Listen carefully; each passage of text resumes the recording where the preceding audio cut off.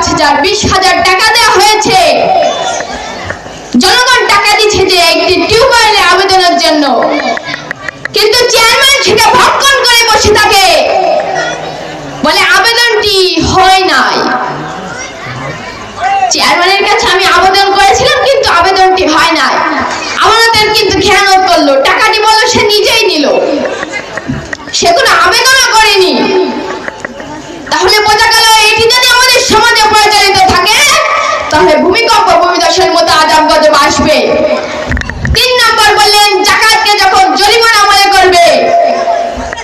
এখনকার সমাজে মানুষ যাকাত দিতে চায় না, যাকাতকে জরিমানা মনে করে।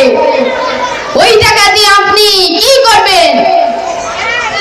ওই টাকা দিয়ে আপনি কবরে নিয়ে যাবেন? ওই সব সম্পদ আপনি রেখে গেলেন, আপনি কোনো সওয়াব পেলেন না, আপনার ছেলে মেয়েদের জন্য রেখে গেলেন।